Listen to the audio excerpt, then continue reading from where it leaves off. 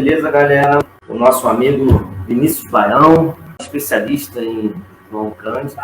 E a gente vai estar resgatando uma memória muito importante na luta de resistência no nosso Rio de Janeiro. E essa importância de João Cândido, ela tomou uma relevância maior na medida que a galera começou a entender que a história da cultura negra ela é essencial para a gente entender a nossa identidade, né? Para a gente trazer à tona algumas lacunas que ficaram durante diversos períodos históricos que não foram sugeridos pelas sociedades, pelos filhos que passaram, né? Bem, antes de apresentar, antes que o Vinícius Baião se apresente, eu vou fazer uma pequena introdução aqui sobre o nosso João Cândido, para a galera que não sabe, que não conhece muito bem. João Cândido, o Almirante Negro, né, foi eternizado como Almirante Negro, e além disso também recebeu uma bela homenagem na canção de João Bosco e Aldir Blanc, o Mestre Sala dos Mares. Ele foi o líder de um dos maiores gritos da nossa história contra o racismo, né, a Revolta da Chibata de 1910, mas né, a forma com que o seu legado foi e acaba sendo tratado diz muito sobre a falta de compromisso de nossa elite com os grandes líderes populares brasileiros. Para a galera que está assistindo, vocês sabiam que até hoje, 111 anos depois da heróica revolta, ainda guardamos a homologação oficial do seu nome no livro dos heróis e heroínas da pátria. Então, essa informação é muito importante para a gente iniciar, né, essa discussão, para a gente falar sobre esses líderes históricos que merecem ser resgatados. Cada vez mais esses históricos líderes populares têm emergido do fundo do mar da história, né, para ganhar espaço dentro dos muros acadêmicos e também fora dele, porque essa nossa live, um dos objetivos é trazer à tona com uma discussão um pouco mais popular para a galera do Facebook, para a galera do YouTube, perceber que essa preocupação ela é legítima. Porém, essa ocupação da esfera pública também tem sido combatida com força, né? Por exemplo, a gente tem a estátua de Zumbi no centro do Rio de Janeiro, que chegou celebrada pelo movimento negro, mas também ela recebeu muitas críticas, né?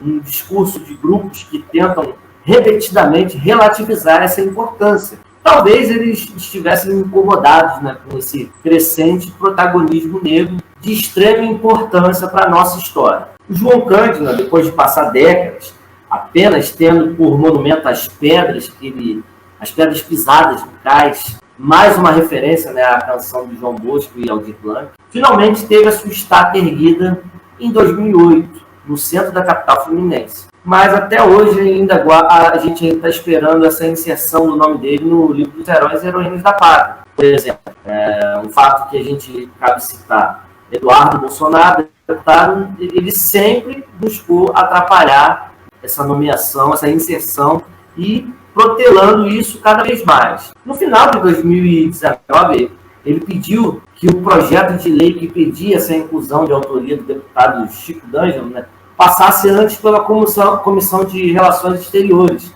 e Defesa Nacional, que ele era o presidente na época. E o pedido foi acolhido pelo então presidente da Câmara, Rodrigo Maia.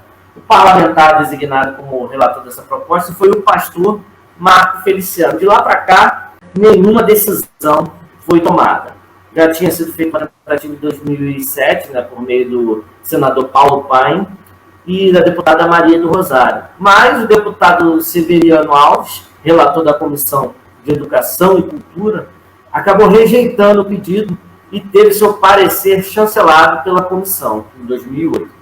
A justificativa usada, né, nessa discussão foi o fato de que a Marinha já tinha vetado a homenagem a Cândido em 1959 e a Revolta da Chibata era entendida pelos militares como motim e quebra de hierarquia, e não como um ato heróico. Queria passar agora a fala para o nosso querido Vinícius Baião. Olá, boa noite a todos e todas. Boa noite, Peter. Sou diretor de teatro e dramaturgo também, né? E a pesquisa que eu fiz sobre o João Cândido foi para poder produzir um espetáculo de teatro, né? Um espetáculo teatral, espetáculo Turmalina 1850, montado pela Companhia Cerne, que é uma companhia da qual eu sou diretor e dramaturgo, sediada em São João de Meriti. Em 2019, completou o 50º de morte do João Cândido. Então, nós achamos que era hora da companhia, como ele estava com 5 anos de existência, 5, 6 anos, a gente poder falar sobre a nossa cidade. E pouquíssima gente sabe que João Cândido morou em São João, né, durante décadas. Ele morou a maior parte da sua vida em São João de Meriti.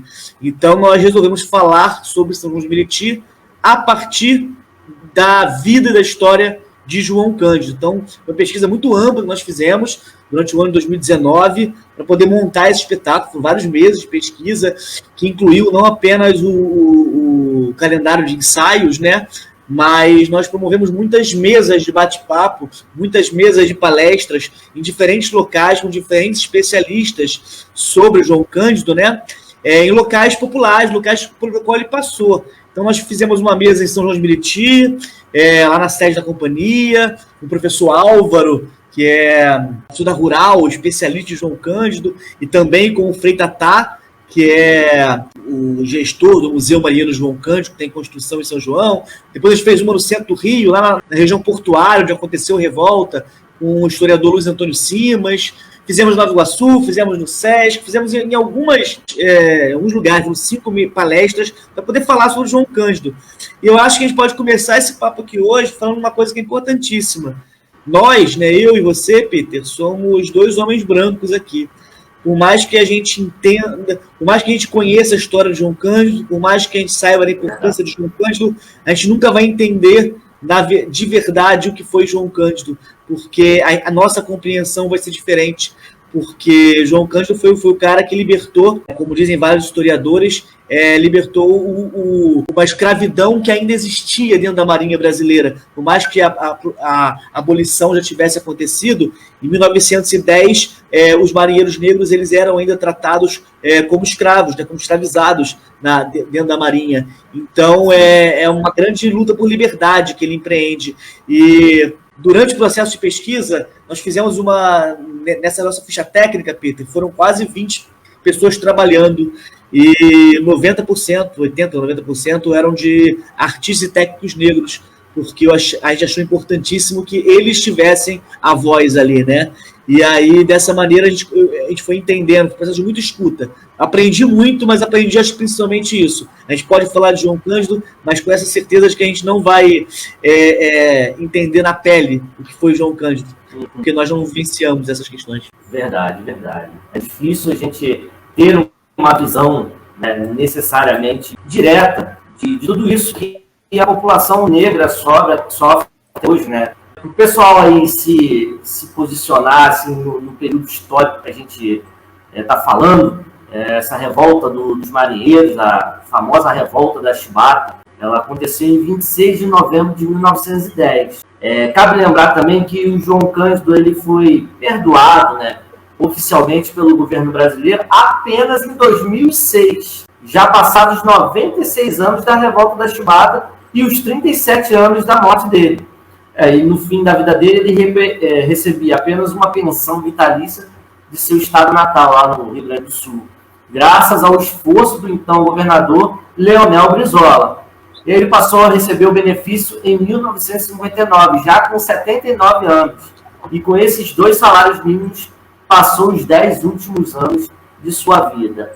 Para vocês terem noção de como era difícil ser negro naquela época. Se hoje em dia, em 2020, a gente tem tantos problemas ligados ao racismo, né, tantas falas de ódio, às vezes gratuitas. Você imagina, dentro de uma instituição militar, marinha, os castigos que eram sofridos, tudo isso envolve uma perspectiva extremamente excludente, né? Mas eu queria perguntar para você sobre essa relação de João Cândido com a Encruzilhada do Sul. João Cândido nasce em 24 de junho de 1880, na cidade que hoje é chamada de Encruzilhada do Sul, né, que fica no interior do Rio Grande do Sul, né, uma cidade gaúcha. João Cândido é gaúcho. João Cândido já nasce ventre livre, né, ele é filho de ex-escravizados, né, os pais, e ele nasce ventre livre, né, lá nessa região da Encruzilhada do Sul. A estreia da peça foi até lá, nós fizemos lá na cidade natal dele, em novembro de 2019. E muito novo ele sai de lá, com 14 anos. Não temos uma narrativa oficial sobre isso, mas o que é dito é que ele brigou com o filho de um dos donos das terras, né, lá onde vivia com sua família, e aí por conta disso ele foi mandado para a Marinha com 14 anos, mas como forma de punição, né, uma forma de punição, onde ele aprender para sair de lá. Só que ele se apaixona pela Marinha. E como ele é levado para lá pelas mãos, né, do Alexandrino de Alencar, que era um almirante, né, na época, ele acaba sempre tendo uma relação muito boa com a Marinha, né, com os oficiais. Ele acaba sendo sempre uma ponte entre os marujos e os oficiais. Ele sempre consegue fazer essa relação. E até isso, uma das coisas que vão ser importantes lá na Revolta da Chibata, para ele se tornar o líder, nessa relação que ele consegue construir com todas as hierarquias da Marinha, né? Mas aí ele sai muito novo, 14 anos de encruzilhada, e ele só volta lá para a região de Rio Pardo, né? A região do Vale do Rio Pardo, lá no Rio Grande do Sul. Ele só volta lá já no governo Brizola, né? Quando ele vai receber uma série de homenagens lá. Então ele nasceu lá. É uma cidade muito pequena até hoje, né? Uma cidade que hoje não tem 10 mil habitantes. E o pai dele trabalhava tocando boiadas, né? Nos pampas gaúchos, né? E ele sai muito novo e assim, não se sabe nem se ele chegou a depois de se tornar marinheiro, a rever seu pai e sua mãe. Não há essa informação, né? Ele sai garotinho de lá, 14 anos, e não se sabe mais se ele teve contato com a família de lá. Engraçado, né? Você falou aí que ele acabou chegando na Marinha por conta de uma punição, né? A Marinha não era um lugar bem quisto, né, na sociedade, né? Tinha os altos oficiais, mas a marujada mesmo, muita gente era levada à força até, sabe? Um lugar que você não tinha uma comida decente, você não tinha um soldo, né, não tinha um salário razoável, que tinha resquícios muito fortes da escravidão ainda. Isso era uma questão da época, né? A gente tem que vocês lembrar que a República foi proclamada pelo militar, pelo exército, né? A Marinha ela sempre foi monarquista. Então tinha conflito dentro das Forças Armadas em relação a isso. Então a Marinha continuava ainda com resquícios monarquistas, inclusive esses resquícios escravagistas, né? Então ele foi levado para lá, como muitos outros foram, né? Muitos foram à força, só que ele se encanta, se apaixona pelo mar, se torna um grande marinheiro. Ele fazia funções, não só as funções subalternas, mas até mesmo ser o timoneiro, conduzir o navio, ele fazia isso, sabe? Nessa entrada, né, a partir dessa entrada, como é que foi esse lance da ida dele para a Inglaterra para acompanhar a construção desses encouraçados? Então, o Brasil encomendou, né, os encouraçados. Os encouraçados era a maior arma naval, o maior navio naval de guerra que existia na época, né? E o Brasil encomendou dois encouraçados para a Inglaterra, né? Foram 4 anos de construção desses navios. E João Cândido vai, né, junto com uma comitiva de marinheiros, ele vai acompanhar essa fase final da construção dos navios lá em Newcastle, na Inglaterra. E é lá que surge, né, a questão da revolta, surge a primeira fagulha da revolta, porque ele e os outros marujos que estavam com ele, eles dão de cara lá uma marinha que é completamente diferente da marinha brasileira. Uma marinha que era respeitada na sociedade, uma marinha cujos marinheiros, né, cujos marujos tinham salário digno, comiam bem, eram respeitados, eram sindicalizados, então eles tinham direitos. E aí, quando chega lá, surge aquela questão. Como assim? Eles fazem a mesma função que nós fazemos no país deles e a gente no nosso país, e nós somos tratados de maneira completamente diferente. E ainda lá na Inglaterra, começam a ter algumas reuniões, começa essa questão da organização da Revolta da Chibata. A Revolta da Chibata, isso é muito importante dizer, não foi um movimento simplesmente reativo, foi só reação ao que estava acontecendo. Ele foi um movimento organizado, Foram vários meses de reuniões, de organização, para saber exatamente o que fazer e como fazer naquele momento. Muitas vezes a gente pensa que surgiu do nada, né? Não foi simplesmente um levante, uma reação ao fato que aconteceu. Teve sim as 250 chibatadas no Marcelino, né? O máximo que poderia ter pelo código lá eram 25 chibatadas e o Marcelino foi condenado a 250 chibatadas. Isso antecipou a revolta da chibata, mas ela já estava sendo organizada há muito tempo. Assim. Existiam comitês que se organizavam frequentemente ali no Morro da Conceição, região portuária do Rio, na rua Jogo da Bola, né, que é do ladinho ali hoje da Praça Mauá, lá no São Francisco da Prainha. Ali eles tinham um comitê onde eles se organizavam. Né? E antes mesmo da revolta, já começavam algumas questões na própria Marinha. Né? O Mão Negra, que é um dos marinheiros também, chegou a colocar uma carta embaixo da cabine de um comandante, falando para não maltratar os marinheiros que tanto trabalhavam para ter aquele navio em condições, tudo isso. Então, assim, essa ida para a Inglaterra foi fundamental para que os marinheiros brasileiros, incluindo aí João Cândido, tomassem consciência da luta por direitos, né? Que eles eram cidadãos, e não o que não acontecia na prática aqui no Brasil, Rio de Janeiro. Então, quando eles vêm para cá, para o Brasil, aí começa todo esse movimento. Ainda tem uma questão, porque a revolta acontece logo no iniciozinho do governo Hermes da Fonseca. Ele acaba de assumir a presidência, né? E João Cândido, por exemplo, achava que não... alguns marinheiros queriam fazer a revolta quando o presidente estivesse a bordo dos navios, se acontecer isso, e ele falava que não, porque isso parecia um movimento político. E para eles não importava quem era o presidente. Eles precisavam garantir que os direitos deles fossem alcançados. Né? Você vê alguma ligação entre o que possa ter influenciado lá na Inglaterra para essa movimentação aqui? Tem esse contato com os marinheiros ingleses sindicalizados, na luta pelos direitos, só que tem também o encouraçado Potemkin, né? Que foi uma revolta parecida, né? Lá na Rússia, que eram marinheiros também que comiam mal, apanhavam, e eles fazem uma revolta, tomam os navios e começam com essa luta. Isso tudo chega aqui, né? Chega aqui no país, né? Então... é uma série de fatores. Né? O cara passa a ter contato com outros tipos de luta, ele praticamente integra aquele pensamento, né, de resistência. Pegando esse gancho aí, que você desse um panorama maior sobre o que foi a revolta da chibata dentro da sua pesquisa aí, o que você pode trazer para a gente de novidades? A revolta da chibata foi um grande movimento popular. Foi um movimento organizado e de caráter popular. Né? São marinheiros pobres, são marinheiros da mais baixa patente da Marinha Brasileira, né? Que se organizam para lutar contra o desmando dos Brasil oficiais. A revolta da chibata, assim, os marinheiros vão fazer linhas gerais, depois a gente vai especificando algumas questões. Os marinheiros eram tratados como escravizados lá dentro, eles tinham castigos corporais, e aí é um levante contra esses castigos corporais que eles recebiam lá. Não só os castigos corporais, mas também luta por salário, né, digno, por alimentação que não fosse podre, tudo isso.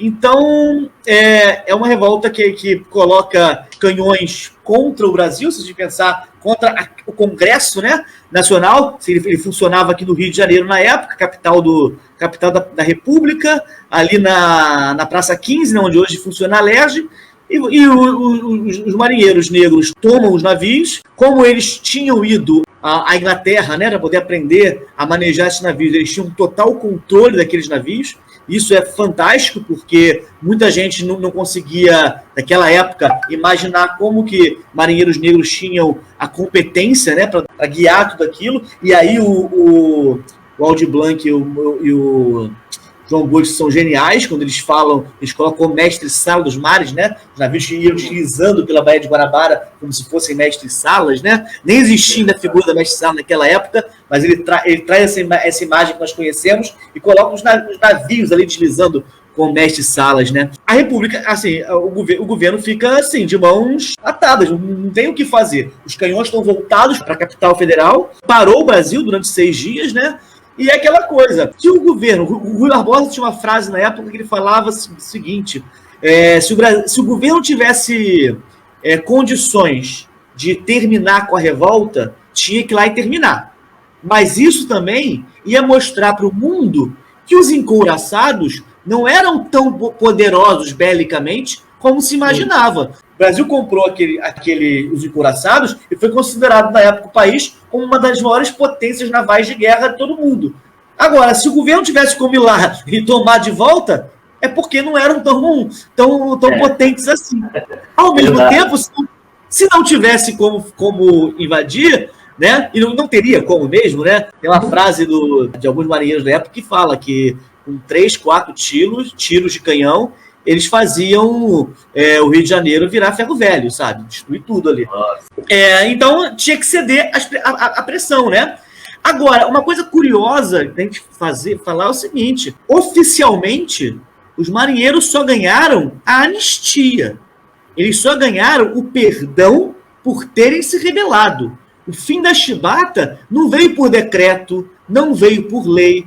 A chibata, ela simplesmente desapareceu da Marinha depois da revolta. Ela desapareceu. Não teve um decreto falando sobre isso. Não teve uma lei. Ela desapareceu. E o que eles ganharam de verdade foi só o perdão por terem se rebelado. E um perdão que se mostrou assim, totalmente falso. Porque dias depois da anistia ter sido aprovada pelo Congresso Federal, a Marinha soltou um decreto falando que ela poderia expulsar qualquer um que ela considerasse inconveniente. Essa é a palavra que está lá.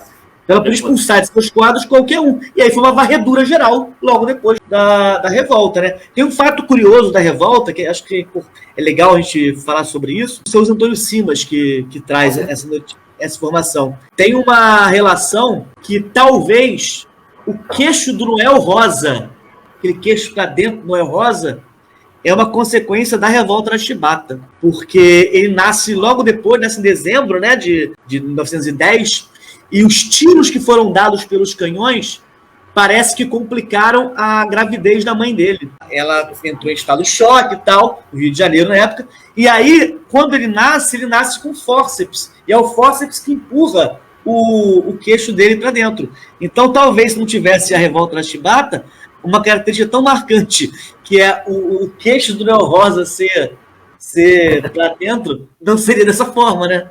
Perdi aquela característica física dele que é tão marcante, né? Continuando aqui, já que a revolta da chibata foi muito bem explanada e a gente conseguiu, né, entender um pouco melhor sobre como foi essa movimentação, como você disse, após a revolta ainda continuaram, inclusive a perseguição do próprio João Cândido. Como é que foi essa perseguição sofrida pela Marinha ao longo da vida dele?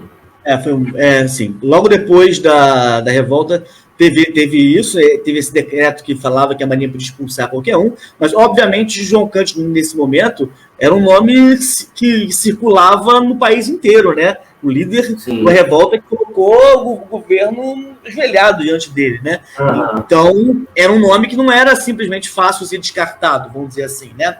Mas aí teve um início de movimentação, um outro barco depois, que não contou nem com a presença do João Cândido, não fazia parte disso, mas foi a desculpa perfeita para prender todo mundo daquele momento. Prenderam tanto os que iniciavam esse novo levante, movimento, que foi muito fraco, e aí foi aproveitado e colocado vários outros líderes, né, e pessoas importantes da revolta da chibata aprisionados na Ilha das Cobras. E lá foi, assim, uma tortura praticamente. Eles foram aprisionados dentro de um cubículo, onde só tinha uma frestinha de luz.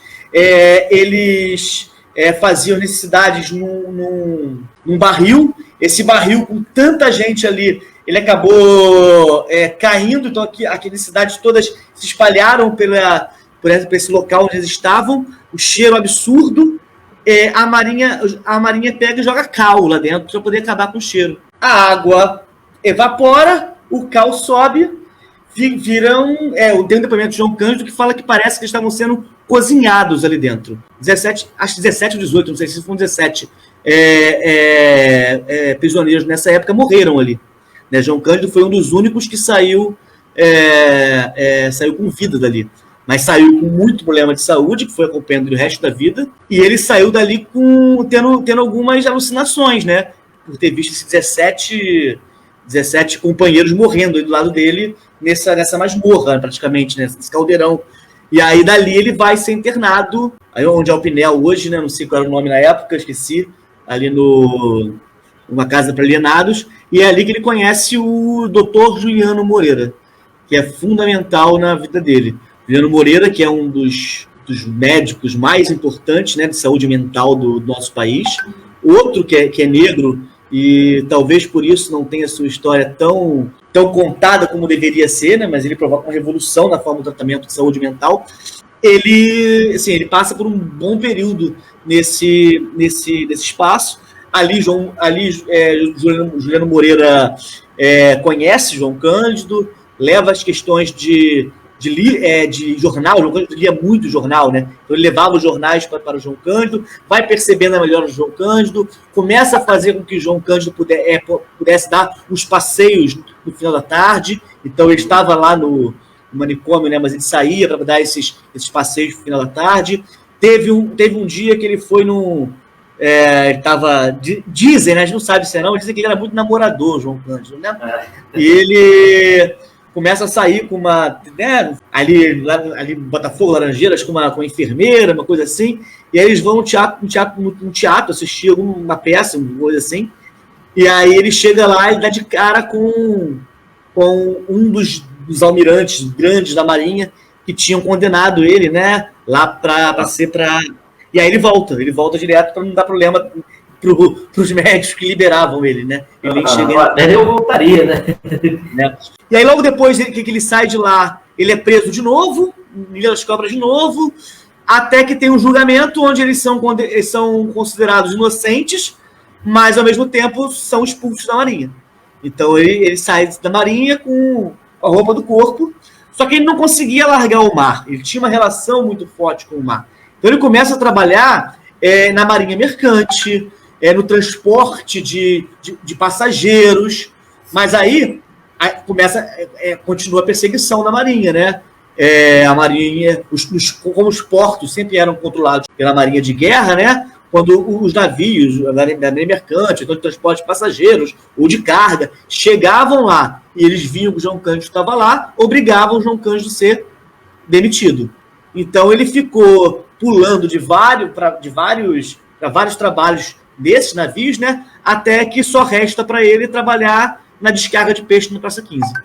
Porque a Marinha sempre perseguia qualquer trabalho que ele fizesse nesses outros navios. E é ali que começa a relação dele com a Baixada Fluminense. Pobre, sem dinheiro, e aí, como disse o filho dele, a gente fez uma entrevista com o filho dele, o Candinho, o único filho dele ainda vivo, né? E nós fizemos uma entrevista com ele, né? E aí eu perguntei, né, como que veio parar em São João? A resposta do Candinho foi assim, era onde o dinheiro dava para pagar o aluguel. Ele parou em São João, mas ele podia parar em qualquer lugar. Não foi uma escolha São João, né? Podia ser Caxias, podia ser Nova Iguaçu, podia ser qualquer lugar. Tinha que ser perto do trem, da linha férrea, porque é a linha férrea que levava toda noite, né, João Cândido até o centro do Rio, para que ele trabalhasse na descarga de peixe na Praça 15. Ele voltasse no início do dia. E tinha que ser um lugar barato para ele, né? E aí ele vem em São João de Meriti, ele mora em muitos bairros, ele mora em Coelho da Rocha, ele mora em Jardim Agostinho Porto, em Vila Rosali, ele mora em várias ruas de São João de Meriti, só que sempre de aluguel também, né? Outro fato curioso é que, assim, uma das casas que ele morou uma vez, também de aluguel, ele foi despejado da casa para a construção da Dutra, da rodovia Presidente Dutra. Toda a comunidade, ele morava onde hoje passa a Dutra, né? E aí todo mundo teve que ser despejado, e aí ele teve que catar um outro lugar para morar de novo. E a única casa própria que ele vai ter vai ser já no fim da vida, né? O Candinho, que é o filho caçula dele, compra um terreno, consegue comprar um terreno, na rua Turmalina, lote 18, quadra 50, onde hoje tem por conta do projeto Negro Muro, projeto muito bonito, produzido pelo Pedro Rajão, que pinta personalidades negras em muros da cidade, do estado do Rio de Janeiro, né? Eles fizeram lá no muro do endereço onde ele morou, um grande painel de grafite sobre João Cândido, que sem dúvida é um dos pontos hoje turisticamente mais importante de São João. E ele consegue construir essa casa com uma doação do então governador Roberto Silveira. Roberto Silveira também, governador aqui do Rio na época, né? Fazendo uma tentativa de reparação, já que faz uma doação financeira para o João Cândido. E é esse dinheiro que permite que ele construa a única casa que ele morou própria nos 89 anos de vida dele. Para você ver, né? O cara, trabalhador, foi perseguido pela instituição que ele tanto zelou, né? E a vida começa a ter diversos devaneios por conta disso, né? Antes da gente entrar no nosso próximo tópico aqui, eu queria fazer um agradecimento a Concausa, juntamente ao Adriano, que nos ajudou com a divulgação desse evento, nos ajudou aí a compor todo esse projeto. Queria agradecer também a galera que está junto com a gente aqui, que está mandando mensagem, meu amigão Vitor Gonçalves, lá do Curso Gonçalves, lá de Engenheiro Pedreira, Fátima Ramalho também, o nosso querido Adriano, Rosângela Pereira. Eu queria agradecer essa galera que tem dado força aí para o nosso projeto, que tem assistido essas lives. Queria agradecer de antemão, mais uma vez, o nosso querido Vinícius Baião, que se prontificou a nos esclarecer melhor um pouco dessa história sobre a luta da vida de João Cândido. E complementando aqui essas questões, a chegada dele, chegou à Baixada, passou tudo que um trabalhador comum, como nós passamos, ter que pegar trem, ser perseguido por chefe, você ter a fama de rebelde por lutar por seus direitos, né? Assim, é muita tragédia na vida, né? Cândido, ele foi recordado sistematicamente em diferentes momentos da nossa história, né? Foi celebrado na famosa Revolta dos Marinheiros, em 64, momento-chave que aumentou a crise entre o presidente João Goulart e os militares da alta patente, né? Anteriormente, ele tinha recebido homenagens do bem-humorado jornalista Aparício Torelli, né, auto-intitulado Barão de Itararé, que acabou agredido por oficiais da Marinha após publicar uma série de reportagens em seu Jornal do Povo em 1974, lembrando o Almirante Negro. E continuando aqui, né, a gente tem, como você citou, um grande historiador aqui da nossa querida UFRRJ, aqui no IEM de Nova Iguaçu, Álvaro Pereira do Nascimento, que fala, né, sobre João Cândido. E ele cita, né, que João Cândido e seus colegas deram basta a essa violência que acontecia antes dessa revolta dos marinheiros. Talvez sem a convicção de estar em uma luta antirracista também, né? Certamente tinham a consciência de estarem se posicionando contra uma grande injustiça, né, que eram as chibatadas. Mais uma vez, um negro recebia dezenas de chibatadas, sem dó, né, a mando de oficiais brancos. Daquela vez, contudo, houve uma resposta, que foi a revolta deles. Os subalternos tomaram os navios e ameaçaram bombardear essa capital da República.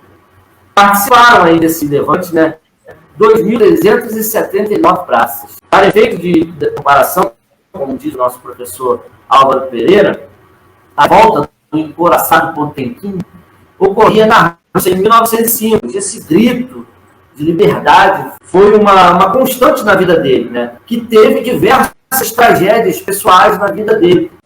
João Cândido, sim, para além da figura histórica, né, do peso político que tem, ele sofreu muito também pessoalmente, né? Ele teve uma esposa, uma mulher dele, que botou fogo no próprio corpo, se suicidou, botando fogo no próprio corpo na enseada de Botafogo. Anos depois, ele tem uma filha, que é filha dessa mulher também, né? A Nansa, que também se suicida botando fogo no próprio corpo na beira do Rio Pavuna, ele já morando em São João de Meriti. Esse é um fato que mexe muito na vida dele, sabe? Depois disso, depois desse suicídio da filha, ele começa a mostrar mais desânimo, a cair mesmo, né, em relação à sua vida e tal. E essa menina sempre falava isso, que um dia ela ia fazer igual a mãe, um dia ela ia fazer igual a mãe. mas ele nunca levou fé, né? Ele nunca levou fé que isso pudesse acontecer. E aí, quando contaram, ele já foi direto para o hospital, Souza Aguiar, né? E aí ainda tem uma curiosidade, a enfermeira que estava tratando da filha era a mesma enfermeira que tratou da mulher. E aí essa enfermeira acabava que com o olhar, tal, colocava essa culpa nele. E ele sentiu isso, sofreu isso também.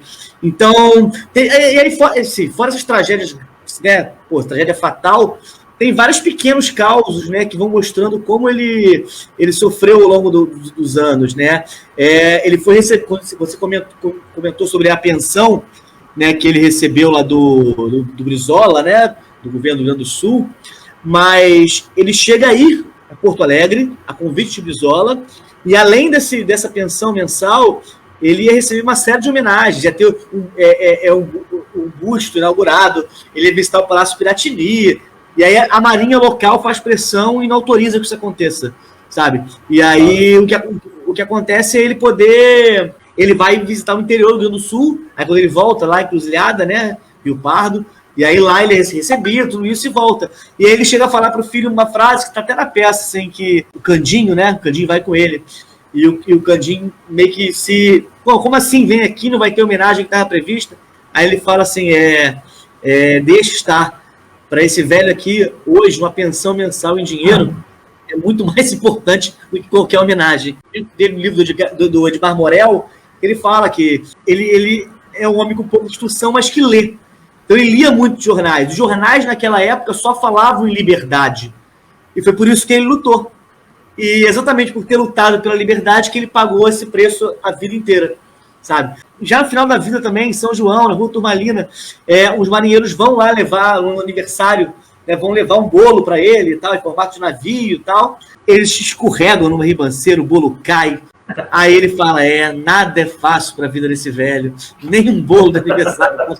Você vê só tragédia, né, coitado? É uma coisa atrás da outra. E é uma identidade, né, do povo sofrido aqui da Baixada Fluminense. Diversas cidades que durante muitos anos eram identificadas como cidade dormitório, porque reproduziam necessariamente essa rotina do João Cândido, de trabalhar no centro do Rio, voltar no trem ou voltar no ônibus que passava pela Via Dutra, que estava nessa época sendo construída, e essa dificuldade do povo da Baixada. A gente precisa de pegar essa identidade de luta, né, e acolher para o nosso dia a dia, porque dificuldades todos nós estamos enfrentando aqui na Baixada, ainda mais nesse período atual, de tanta desqualificação dessas lutas populares. Isso é muito importante. Saiba, Vinícius, que a sua pesquisa é de tamanha relevância para nós, né, para que a gente venha integrar o nosso conhecimento de uma maneira mais suave, né, mais tranquila, porque muita gente, a gente percebe que não tem um contato com a academia, né, não tem um contato com as publicações que são feitas pela academia. Então a gente tem dificuldade um pouco de trazer à tona alguns detalhes, por exemplo, que você trouxe aí da sua pesquisa, que muitas pessoas estão dizendo aqui que não sabiam, né? Essas dificuldades que João Cândido enfrentou, que são dificuldades que muita gente vai se identificar, né? E é por isso que, inclusive nesse momento, esse diálogo que a gente está tendo aqui, traz essa homenagem a esse almirante, né, negro, o nosso João Cândido. E eu queria que você falasse um pouco mais sobre essas homenagens que ele vem recebendo. É exatamente isso que você fala. João Cândido é um grande herói popular, né? Um herói da nossa gente. Toda vez que me perguntam para poder como caracterizaria João Cândido, eu falo, é um herói da nossa gente, um preto, herói popular, né? Um herói que sai e nasce com o povo, né? E forjado das lutas do dia a dia. E ele vem, assim, tem essa perseguição ao longo da vida. A sua história, ela é intencionalmente apagada dos Brasis oficiais. Se a gente pegar livros de história de 10, 15 anos atrás, alguns nem citavam, ou quando citavam era uma nota ali de um parágrafo, 2 parágrafos sobre a revolta da Chibata. Hoje não, hoje a gente já começa a ter outros movimentos, né, de inserção nessas lutas. Eu, por exemplo, sou de São João e eu não fazia ideia que esse cara tinha morado em São João, sabe? E assim, eu acho que é importante a gente também se apropriar desses símbolos tão importantes do nosso chão, né? Que é a Baixada Fluminense. E ele vem recebendo várias homenagens, né? Sem dúvida nenhuma, a mais conhecida é a música Mestre Sala dos Mares, do Aldir Blanc com João Bosco, que tem uma questão também fundamental, porque a letra que a gente conhece não é a letra original. A letra original ela foi censurada pela ditadura. Todas as referências à Marinha, elas são retiradas. Então, assim, quando fala feiticeiro, na original era marinheiro. Quando fala navegante, na original era almirante.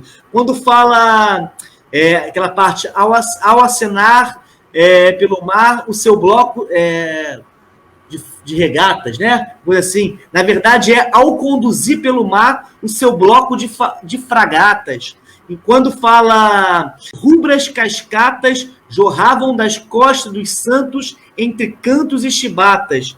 A letra original é rubras cascatas jorravam das costas dos pretos pelas pontas das chibatas. Então, assim, tem uma série de referências diretamente ao João Cândido, que elas foram suprimidas pela censura, mas assim, o Aldir Blanc, genial como ele consegue reescrever, dando os mesmos sentidos a partir de outras palavras, né? Aí a genialidade do Aldir Blanc nesse momento. Mas, sem dúvida nenhuma, essa é a principal, né? E aí faz uma relação com o Dragão do Mar, que é um cearense, nordestino também, que fez dos jangadeiros, também lutaram por direitos há tempo atrás, tal.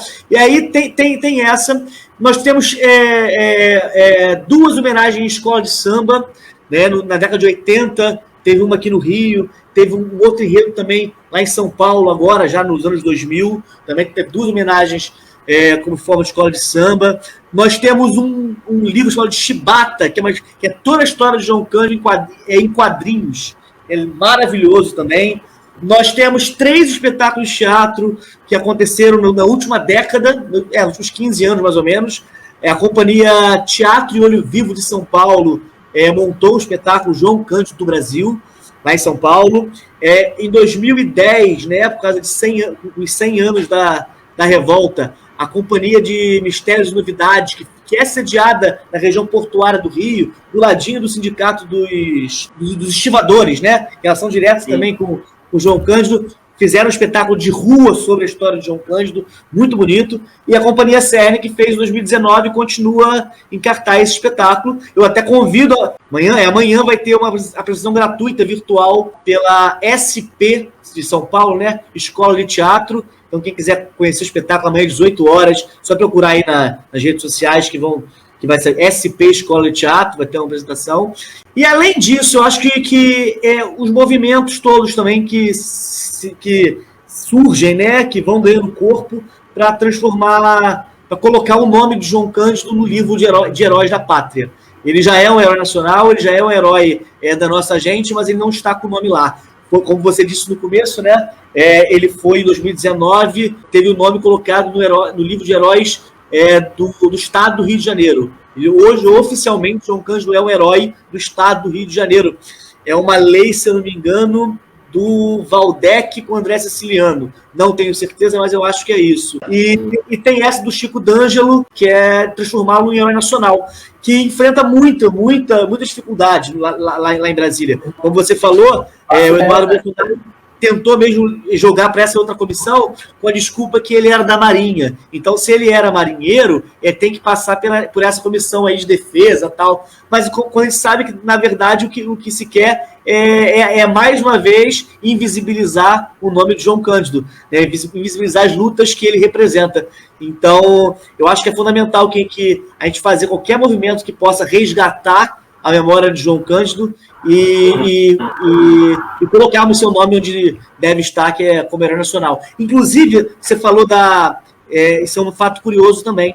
Parece que aquela estátua que tem dele, inaugurada lá na Praça 15, né, foi inaugurada pelo Lula, né, ela estaria numa outra posição. Mas ali tem um prédio, né?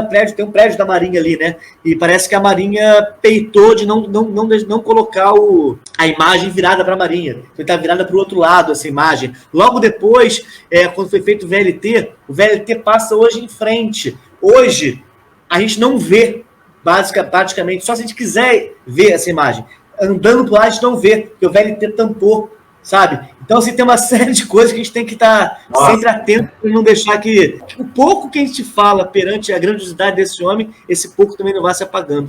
Nós percebemos que nós somos resistências aqui, né? Em falar, em tocar nesse assunto de uma maneira tão aberta. Oportunidades que outros historiadores talvez não tiveram, né, em falar tão abertamente, em criticar essas posturas, né, que é uma forma democrática de debater. E a gente já tem João Cândido como o nosso herói, a gente tem a imagem dele vinculada a essa luta de resistência da Baixada Fluminense. Ele é o retrato do cidadão da Baixada Fluminense e a gente faz questão de colocar isso como um marco na nossa história, um marco que uma pessoa negra tenha peitado uma instituição tão violenta que era a Marinha nessa época. Em 1910, ainda tratavam com chibatadas, mesmo depois do fim da escravidão, né? Então a gente ainda tem muitos resquícios disso, né? Porque a maioria dos superiores eram brancos. Quem era negro eram os da ralé. Então a gente entende que isso é uma vitória, a gente está trazendo aqui para esse espaço público essa discussão sobre João Cândido. Queria te agradecer mais uma vez, Vinícius, pela sua disponibilidade aí. Queria agradecer a galera que esteve presente, mais uma vez agradecer a Concausa, o Adriano pela colaboração por esse momento. E a gente está fazendo história aqui, né? A gente está trazendo para uma discussão, para um debate público, uma questão tão importante que tem a ver com a nossa identidade.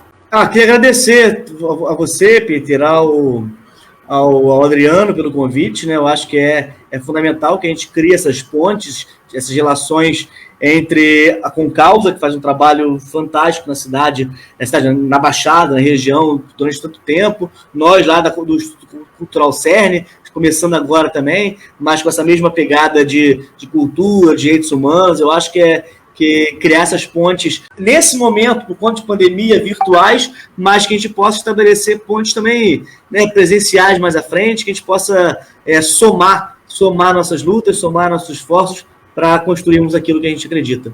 Muito obrigado, Vinícius. Essa é uma iniciativa que a gente está tendo juntamente com a Concausa, de trazer esses debates sobre a memória e a história da Baixada Fluminense, dos atores sociais que aqui viveram e que aqui lutaram. A nossa identidade, ela se forma a partir dessa resistência. O quanto a gente não tem a aprender com esses líderes populares que nos trouxeram grande conhecimento da resistência, da luta, né? Então a gente continua hoje com essa inspiração, peitando tudo aquilo que, de alguma forma, tenta diminuir a história do negro, a história da Baixada Fluminense, a história da resistência dos movimentos sociais, dos movimentos que peitaram as grandes instituições, como foi o caso da Revolta dos Marinheiros. Muito obrigado a todos e todas que estiveram presentes, que participaram aqui com seu comentário. Mais uma vez, obrigado, Vinícius, obrigado a Concausa. Galera, tamo junto aí. Muito obrigado. Tchau, tchau, galera. Galera, espero que vocês tenham gostado do vídeo. Quem ainda não se inscreveu, aproveita para se inscrever no canal. Dá seu joinha no vídeo, comenta, compartilha com aquela galera que você conhece. Valeu, tchau.